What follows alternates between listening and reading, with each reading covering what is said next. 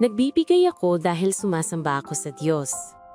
December 13, Offertory Reading Devotional. Tanyang makikita ang bunga ng paghihirap ng kanyang kaluluwa at masisiyahan sa pamamagitan ng kanyang kaalaman. Aaariing ganap ng matuwid kong lingkod ang marami, at papasanin niya ang kanilang mga kasamaan. Isaiah 53:11.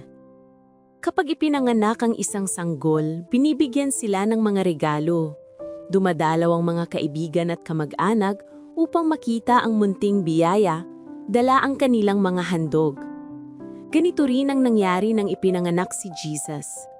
Basahin natin ang sinasabi ng Biblia sa Mateo 2:1-11. Nang ipanganak si Jesus sa Bethlehem ng Judea sa kapanahunan ni Haring Herodes, may mga pantas na lalaki mula sa silangan na dumating sa Jerusalem na nagtanong, "Nasaan ang ipinanganak na hari ng mga Hudiyo? Sapagkat nakita namin ang kanyang bituin sa silangan at naparito kami upang siya'y sambahin." Pagdating nila sa sabsaban, nakita nila ang bata kasama ang kanyang inang si Maria at sila'y yumukod at sinamba siya. Pagkatapos ay binuksan nila ang kanilang mga kayamanan at binigyan siya ng mga regalong ginto, kamangyan at mira. Ang mga mago mula sa silangan ay sumamba sa batang haring si Jesus sa pamamagitan ng pagbibigay ng mga regalo.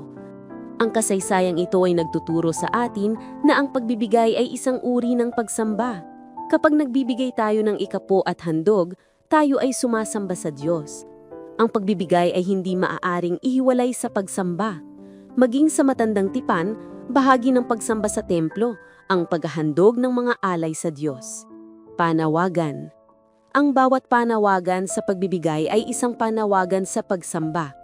Sinasamba mo ba ang Diyos sa pinakamabuti mong kakayahan sa pamamagitan ng pagbibigay?